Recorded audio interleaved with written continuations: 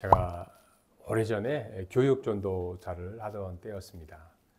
보통 대부분의 교회는 토요일 날 바자회를 하는데 참 독특하게 그 교회는 주일 날 바자회를 하였습니다. 제가 이제 그때 교회 학교에 어린이부를 담당하고 있었는데 이 아침 경건회를 해야 되는데 선생님들이 교사들이 마음이 딴 데가 있던 거죠. 이 바자회 준비하는데 거기에 가 있었습니다.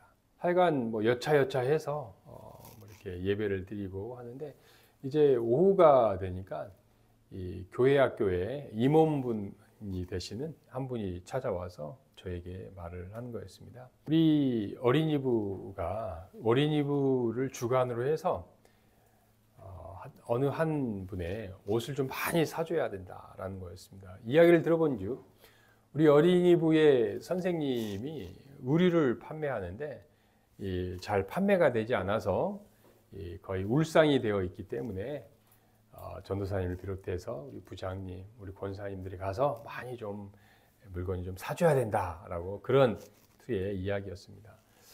저는 사실 주일날 이렇게 바자회를 한다는 것 자체가 별로 마음에 들지 않았습니다.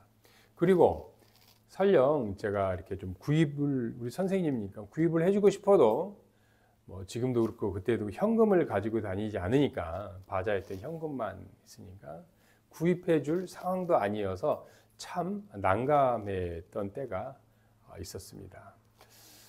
원래 이 바자회라는 것은 원래 여전도회라든지 권사회 중심으로 선교를 목적으로 이런 목적을 가지고 하는데 특별하게 독특하게 그 교회만큼은 이 바자의 수익을 어디에다 쓰는지 명확하지 않았다는 거죠.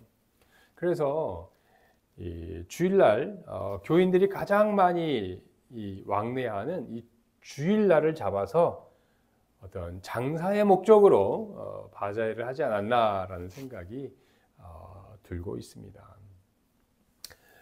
여러분, 이 교회는요, 자기의 이익을 어떤 자기의 욕심을 채우는 것이 아니라는 거죠.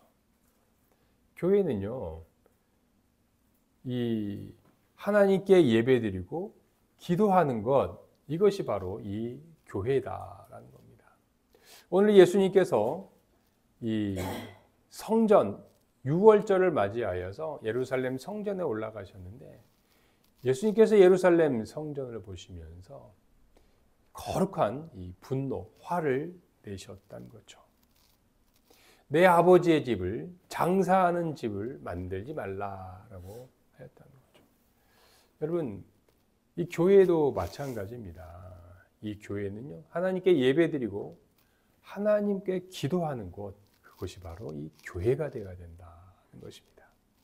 오늘 예수님께서 6월절을 맞이하여 예루살렘 성전에 올라가서 왜 거룩한 분노, 화를 내셨는지, 그리고 이제 참된 성전이 된 이 교회는 어떤 곳이 되어야 하는지 오늘 본문을 통해서 살펴보도록 하겠습니다. 시작. 예수님은 성전을 청결하게 하셨다. 16절 시작. 비둘기 파는 사람들에게 이르시되 이것을 여기서 가져가라. 내 아버지의 집으로 장사하는 집을 만들지 말라. 이 예루살렘 성전은요, 크게 이 세 부분으로 되어 있습니다. 첫 번째 부분은요, 이 성전의 기물이 있는 내부 공간입니다. 촛대, 떡상, 분향단이 있는 이 내부를 우리는 성소라고 부릅니다.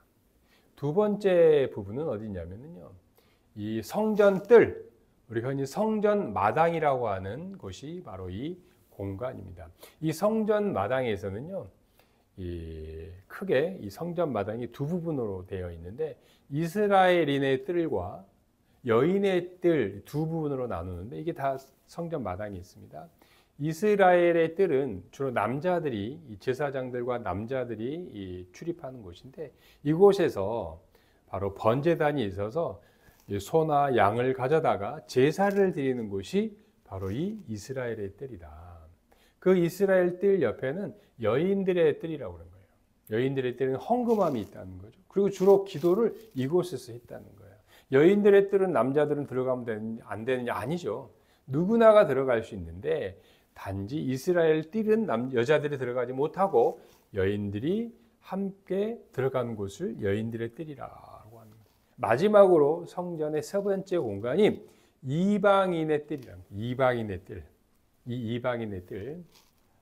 그러면 이 이방인의 뜰은 이방인만 들어가냐? 아니, 그게 아니죠. 모든 사람들이 다 가는데, 남자, 제사장, 여자들이 다 가는데 이방인들이 여기에만 머물러야 돼. 이방인들은 여인의 뜰에도 못 들어가고 이스라엘 뜰에 들어갔다면, 성소에 들어갔다면 그 즉시 돌에 맞아 죽어야 된다. 이방인의 뜰은 모든 사람들이 가지만 이방인들이 여기 안에만 존재한다. 여기 안에 봐서만 활동한다. 그래서 이방인의 뜰이라는 거죠. 여러분, 이 예수님 당시에 이방인들이요, 하나님을 믿는 사람들이 많았다는 거예요, 여러분. 여러분, 출애굽할 당시에도요, 히브리인이 아닌데 10가지 재앙을 보면서 그 하나님의 그 전능하심을 보면서 많은 이방인들이 함께 따라왔어요. 그들이 같이 유대민족 이스라엘이 된 것처럼 예수님 당시에도 유대인은 아니지만 이방인이었지만 하나님을 믿는 사람들이 있었다니까요. 이 이방인들에는 두 종류의 사람들이 있었어요. 정말로 나는 여호와 하나님을 정말로 내 하나님을 믿어야겠다 해가지고 온전히 믿어서 할례, 유대인들의 표지인, 선민 이스라엘의 표지인 할례를 행한 사람들은 이 사람들 회심한 이방인 해서 이 사람을 그냥 정식 유대인으로 그냥 인정을 해준 거예요. 그래서 이 할례를 받은 유대인들은요, 이방인의 뜰을 넘어서 여인의 뜰을 넘어서 이스라엘 뜰, 성소까지 들어갈 수 있었다. 성소는 뭐 아니, 하여간 정식 유대인과 같이 이스라엘의 뜰에 들어갈 수 있었다. 정식 유대인이 된 거예요, 이제. 반면에 이방인이지만 내가 하나님을 정말로 사랑하고 믿지만 어쩔 수 없는 상황 때문에, 우리 아버지 때문에, 우리 가문 때문에 파문당할까 봐, 어떤 자기가 먹고 살기에 경제적인 것 때문에 할례를 행하지 못한 사람들을 경외하는, 하나님을 경외하는 이방인이다. 이 사람들의 믿음이 너무너무 좋아요.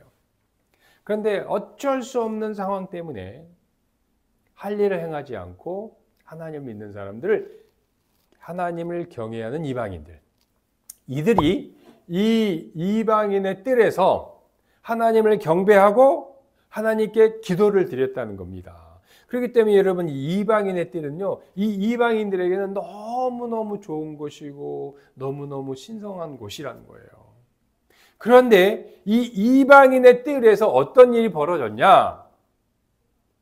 이방인들에게는 하나님을 경외하고 하나님을 만나고 하나님을 기도해야 되는 이 이방인의 뜰을 종교 지도자들이 시장터를 만들어 버렸어요. 장사치들을 거기다 다 집어넣었다는 거죠. 흔히 말해서 안나스의 상점을 만나서 그때 당시 대제사장이었던 안나스가 거기에다가 상점을 차려놓은 거예요. 상점을. 어떤 상점이냐? 여러분, 유대인들은요, 6월절 날 하나님께 제사를 드리기 위해서는 소와 양과 염소 흠이 없어야 돼요. 그래서 멀리서 해외라든지 이스라엘의 먼 곳에서 예루살렘 성전에 올 때에 소나 양을, 염소를 끌고 오다가 혹시 다리가 부러지거나 병이 들면은 그거는 제물로 사용되지 못해요. 그래서 그런 불편함을 감수하기 위해서, 그런 것들을 없애기 위해서 성전 입구 근처에 와서 제물을 비싼 돈 주고 샀다는 거예요. 그런데 원래 여러분, 이 성전의 이 매점은요, 상점은 감난산 기슭 바깥, 성전 바깥에 있었다는 거죠. 이것을 하나님의 아들들이 이것을 하고 있었는데, 당시의 종교 지도자들이 이 하나님의 아들들이 생각만큼 자기들의 리베이트 돈을 안 챙겨주는 거예요. 그래서 어떻게 해요? 에휴, 이 이권, 이 사업을 우리가 독점하자 그래가지고 대제사장이었던 당시의 대제사장 안나스가 그냥 이방인의 뜰, 성전 안에다가, 지금으로 하면 교회 안에다가 뭘 차린 거예요? 상점을 차려놓은 거예요. 비둘기도 팔고 소도 팔고 성전세를 바치는 환전상도 하니까 이 모습을 보면서 하나님을 경외하는 이방인들이 하나님을 경배하고 하나님께 기도드려야 되는데 그 기도의 장소를 장사치들이 상점을 만들어 놓은 거예요. 그래서 이 하나님을 경외하는 이방인들이 여기서 기도하다가 야 비켜 그러면 저쪽으로 옮겨. 좀 여기에서 이제 하나님을 찬양하고 기도하려고 하면 야 비켜 여기에다가 소 팔아야 돼. 비둘기 팔아야 돼.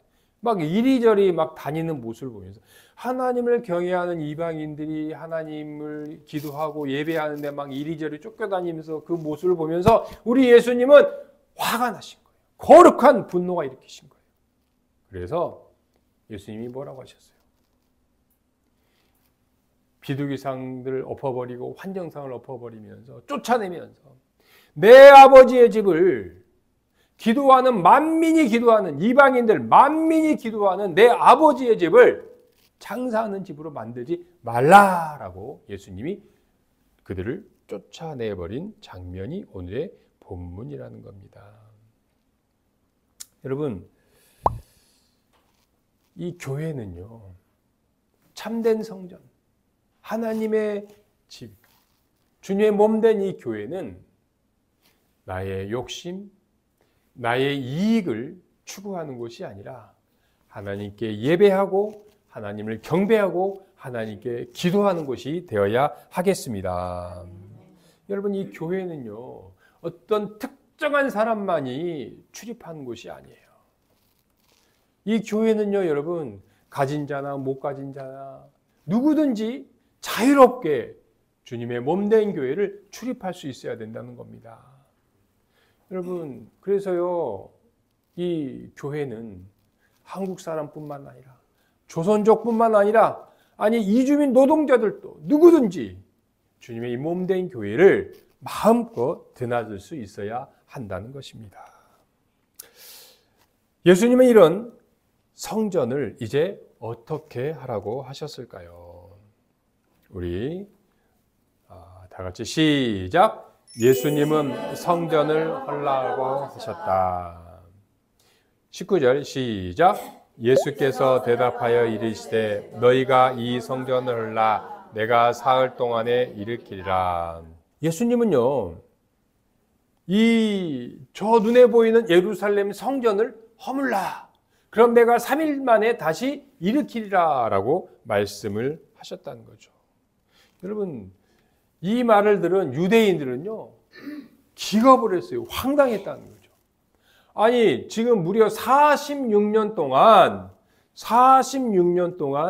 공사 중인 건축을 하고 있는 저 성전을 헐라고, 그리고 당신이 3일 만에 그걸 다시 세우겠다고? 말도 안 된다는 소리라는 거죠. 유대인들은요, 정말로 기겁을 했다는 거죠. 여러분, 이것은요, 신성모독 중에 신성모독이었다는 거죠. 여러분, 유대인들에게는요, 이 성전은요, 자신들의 정체성, 자신들의 자부심 그 자체였다는 거예요. 그래서 여러분, 당시 유대인들은요, 정말로 어떤 중요한 약속을 할 때에, 자기의 억울함을 호소할 때에 뭘로 합니까? 내가 성전을 두고 내가 맹세한다, 이렇게 했다는 거죠. 그래서 성전을 두고, 감히 이스라엘 유대인들은요, 여호와 하나님의 이름을 함부로 못 불렀어요. 하나님의 이름을 부르는 그 자체도 신성모독에 걸렸다는 거예요. 그래서요, 하나님의 이름 대신 내가 하나님의 이름으로 약속한다, 이렇게 하지 않고 내가 저 예루살렘 성전을 두고 맹세한다, 이렇게 했다는 거죠. 여러분, 간혹 어떤 사람들은 내가 성경을 두고 맹세한다, 이런 사람 있잖아요. 여러분, 그 미국 대통령들이 성경 위에다가 이렇게 대고 취임 선서하잖아요. 그건 참 좋은 거예요, 내가. 그러듯이 이 유대인들은요, 저 성전, 그러니까 이 이스라엘 사람들에게, 유대인들에게는요, 예수님이 저 성전을 헐라 내가 사흘 만에 다시 이렇게, 이것은요, 신성모독 중에 모독이었다는 거죠. 그래서 여러분, 그런데 예수님께서는 왜 이런 말씀을 하셨을까? 21절 시작. 그러나 예수는 성전된 자기 육체를 가리켜 말씀하셨습니다. 예수님은요, 저 성전을 바라보면서 새로운 성전된 저 눈에 보이는 건물의 성전이 아니라 새 참 성전된 자신의 육체를 가리키며 말씀하셨다는 거죠. 여러분, 왜 예수님이 이렇게 말씀하죠? 저 눈에 보이는 46년 동안 지금 건축하고 있는, 앞으로 더 건축해야 될 저 예루살렘 성전 너희들의 자부심을 무너뜨려라 라고 말씀하신 이유가 있다는 거죠. 여러분, 왜 그러냐면요, 참 성전이 되신, 참 성전, 하늘에 있는 참 성전이신 예수님께서 이 땅에 오셨기 때문에, 인간의 몸을 입고 이 땅에 오셨기 때문에, 참 성전이 왔기 때문에 이제 더 이상 저 건물의 성전은 기능이 끝났다는 거예요. 여러분, 진짜 여러분 손에 루이비통이 들고 있는데 예전에 갖고 있던 짝퉁 필요 있어요, 없어요? 없어요. 아, 여러분, 진짜 진품이 있는데 모형 필요 있어요, 없어요? 없어요. 여러분, 진짜 참 성전이신 예수님이 이 땅에 몸을 입고 오셨기 때문에 저 눈에 보이는 성전의 모형은 이제 필요 없는 거예요. 예수님께서 저 예루살렘 성전을 허물라라고 말씀하십니다. 여러분, 예루살렘 성전은요, 참 성전이신 예수님을 모형한다는 거예요. 모형이다. 모형이라는 거예요. 모델하우스. 여러분이 34평 푸르지오 당첨이 돼서 입주를 했는데 모델하우스 필요 있어요, 없어요? 아, 필요 없죠. 필요 없죠. 그거예요. 참 성전이신, 하늘에 있는 참 성전이신 예수님이 이 땅에 오셨기 때문에 그 예수님의 모형인 모델하우스였던 성전이 필요 없다는 거예요. 그러니까 예수님이 저 성전을 헐라. 여러분, 그리고요, 왜 예루살렘 성전, 헤롯 성전이 이제 더 이상 그 기능이 끝났냐면, 여러분, 솔로몬 성전에는 가장 거룩한 곳을 뭐라고 합니까? 여러분, 지성소라고 그래요. 솔로몬 성전의 가장 거룩한 곳, 지극히 거룩하다 이래서 지성소라고 그러는데, 그 지성소에 뭐가 있어요, 여러분? 법궤, 언약궤가 있다는 거예요. 모세가 시내산에서 받았던 십계명 돌판과 만나와 아론의 싹난 지팡이가 어디에 담겨 있어요? 언약궤 안에 담겨 있다니까요. 그런데 그 법궤가, 언약궤가 솔로몬 성전이 기원전 586년에 무너지면서 어떻게 됐어요? 사라졌어요. 한번 따라해보세요. 법궤가, 언약궤가 사라졌다. 그러니까는 헤롯 성전, 지금 예수님 당시에 그 성전에는 지성소에 언약궤가 있어요, 없어요? 없어요. 그런데 여러분, 참 진리이신 하나님의 말씀이 육신이 되어 이 땅에 오신 예수님이 이 땅에 오셨기 때문에 더 이상 저 모델하우스 모형은 필요 없는 거예요. 그래서 예수님께서 저 성전을 헐라. 여러분, 이 예루살렘 성전은요,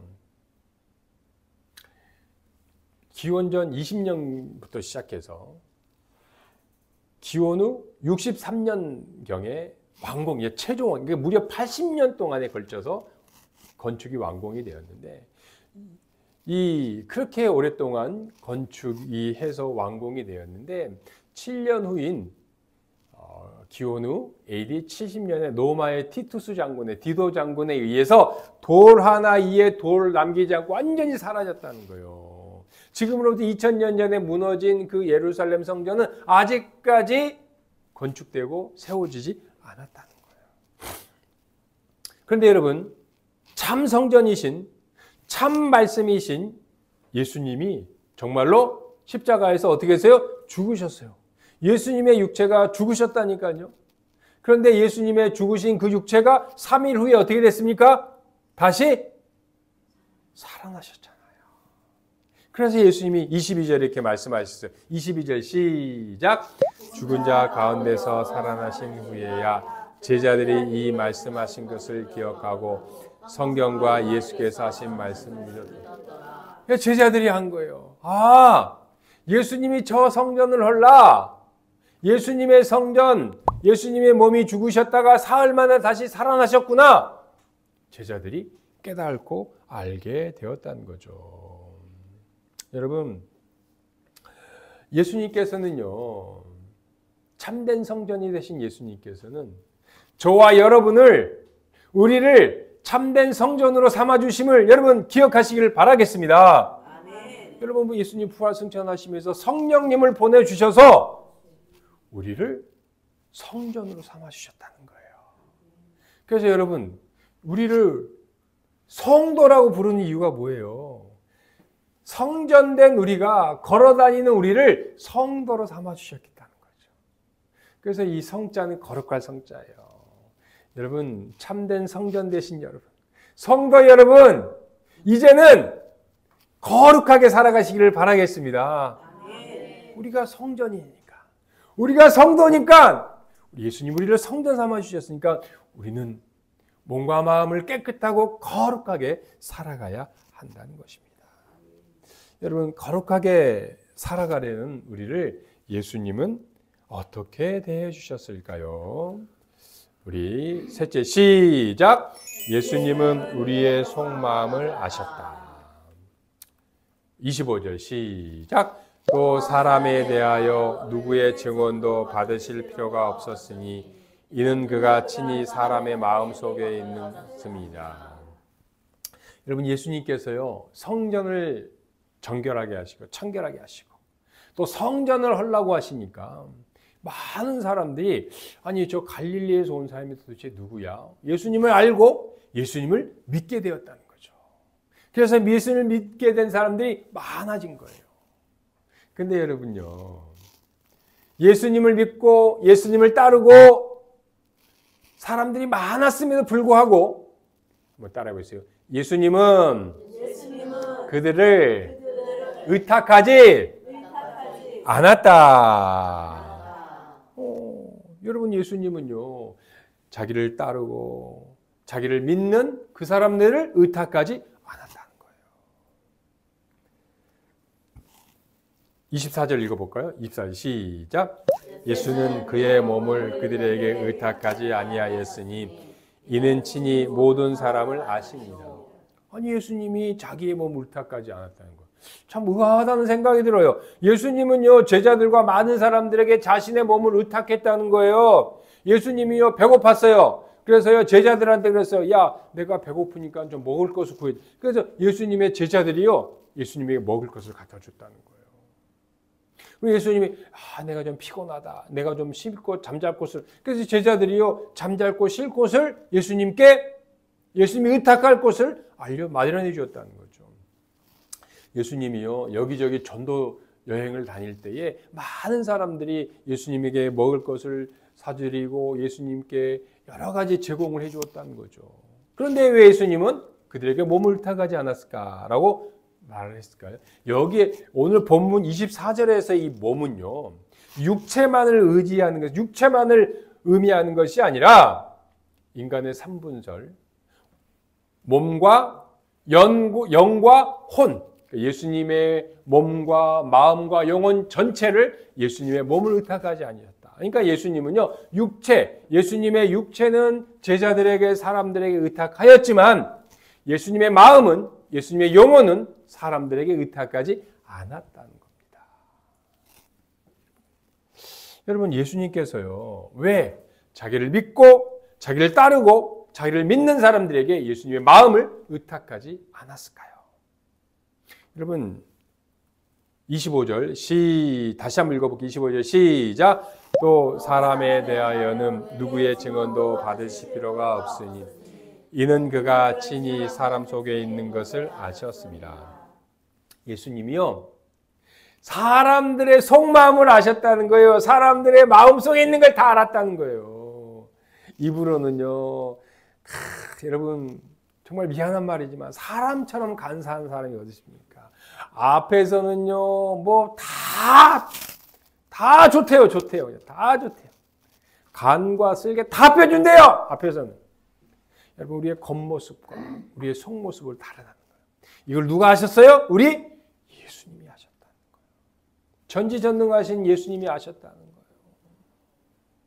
우리의 겉모습은요, 우리의 겉은요, 번지르르 하지만 우리의 마음속은, 우리의 속은요, 거짓되고 부패하고 하나님을 의지하지 않으려고 그러고, 어떻게 하면 좀만 잘 되면, 틈만 나면 예수님을 부인하려고 그러고, 그런 거를 우리 예수님이 하셨다는 거예요. 자, 에레미야 17장 9절 한번 읽어볼까요? 에레미야 17장 9절 시작. 만물보다 거짓되고 심히 부패한 것은 마음이라 누가 이를 알리오마니. 만물보다 거짓되고 부패한 것이 인간의 마음이라는 거예요. 뭐만 해주면 해줄게. 아이고, 아니야. 우리의 마음이, 여러분, 예수님의 제자들, 심지어 예수님의 제자들마저요, 예수님을 3년 동안 따라다녔지만, 예수님, 저는요, 예수님을 절대로 배신하지 않을 거예요. 저는 절대로 예수님을 떠나지 않을 거예요. 다짐을 했다는 거예요. 그런데 예수님이 십자가에 달리고 로마 병사가 잡으러 온다니까 어떻게 했어요? 칼루이스, 루사인 볼트, 더 빠르게 도망갔다는 거예요. 여러분, 베드로는 어떻습니까? 주님, 저는요, 내 목숨이 죽을지언정 제가 주님을 지켜드리겠습니다. 근데 어떻게 했어요? 저주하면서, 침을 뱉어가면서, 나는 예수님을 모른다고 그랬어요. 야, 네 말투가 지금 갈릴리 사람 사투리 쓰지 않냐? 그러니까, 아닌데요. 갈릴리 사투리 쓰던 사람이 제사장의 그 계집종이래요. 아이, 당신 지금 말투가 말이야, 갈릴리 사람 말투야. 그러니까 말투를 바꿔가면서까지 자기는 저 사람 모른다고 닭이 3번 울기 전에 예수님을 3번 부인했다는 거 아닙니까? 베드로가. 여러분, 여기에서요, 우리도요, 자유로울 수가 없다는 거예요. 내가 주님을 의지합니다. 내가 주님을 믿습니다. 그러면서도요, 내 뜻대로 되지 않고 내 마음대로 되지 않으면 주님을 원망하고 불평한다는 거예요. 그동안 하나님께서 나에게 베풀어 주신 어마어마한 은혜는 생각하지 않고 다 잊어버리고 지금 당장 나에게 손해되고 내 뜻대로 되지 않은 것, 그것만, 서운한 것만 생각한다는 거예요. 여러분, 이게 우리의 속마음이라는 거예요. 거짓되고 부패한 우리의 마음을 우리 예수님께서는 아셨다는 거예요. 그래서 예수님께서 몸을 의탁하지 아니하셨다, 마음을 의탁하지 아니하셨다라는 겁니다. 여러분, 예수님은요, 저와 여러분의 속마음을 다 아세요. 근데 우리가 감추려고 해도 주님은 우리의 속마음이 어떤지 다 안다는 거예요. 그럼에도 우리 예수님은, 다른 사람들은 몰라도요, 우리 예수님은 우리를 사랑하여 주시고 우리와 함께 해 주신다는 겁니다, 여러분. 예수님은요, 우리에게 의탁하지 않으세요. 예수님 우리에게 의탁하지 않으시지만 예수님은 우리를 의탁해 주시는 분이십니다. 여러분, 우리의 속마음이요, 주님께 들킬까 봐 부끄러워요. 조금만 내가 좀 괜찮으면 주님을 의지하고 싶지 않는 우리의 속마음을 우리 주님이 아신다니까요. 그럼에도 불구하고 우리 주님은 우리를 끝까지 사랑하고 계신다는 사실을 우리는 기억해야 하겠습니다. 기도드리겠습니다.